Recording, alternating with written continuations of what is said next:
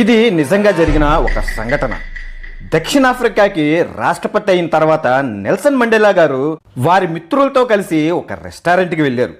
అందరూ ఒక round table దగ్గర కూర్చొని ఎవరికి ఇష్టమైన ఫుడ్ వారు ఆర్డర్ చేశారు. ఆర్డర్ వచ్చేలోపు నెల్సన్ మండేలా గారి ఎదురుగా ఉన్న టేబుల్ దగ్గర ఒంటరిగా ఒక వ్యక్తి ఆర్డర్ ఇచ్చి ఫుడ్ కోసం ఎదురు చూస్తున్నారు. నెల్సన్ మండేలా గారు వెంటనే తన సెక్యూరిటీని పిలిచి ఎదురుగా ఉన్న వ్యక్తిని మన టేబుల్ దగ్గరికి రమ్మని చెప్పి తీసుకురమ్మన్నారు.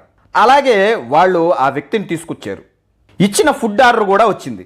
అందరూ కలిసి తింటున్నారు. ఆ వ్యక్తి కూడా తింటున్నాడు. కానీ చేతులు వణుకుతున్నాయి, కంగారు పడుతున్నాడు. వెంటనే తినేసి నమస్కారం చేసి వెళ్ళిపోయాడు.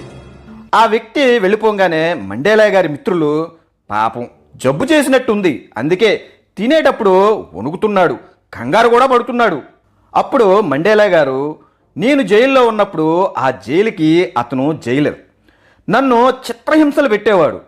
ఆకలి వేసి తినడానికి తిండి అడిగినప్పుడు వచ్చి నా మొహం మీద మూత్రం పోసేవాడు. మిత్రులారా, నన్ను ఇలా చూసి ఆ వ్యక్తి భయపడ్డాడు, నేనేమన్నా చేస్తానేమో అని. నేను అతన్ని క్షమించాను. కోపం, కక్ష సాధింపు మనిషిలో ఉన్న మంచి ఆలోచనల్ని, మంచి బుద్ధిని చంపేసి మనిషిని మృగాన్ని చేస్తుంది. క్షమించే గుణం ఎంత గొప్పదో, ఎంత శక్తిమైనదో మండేలా గారు తన స్నేహితులకే కాదు, ఈ ప్రపంచానికే తెలియజేశారు.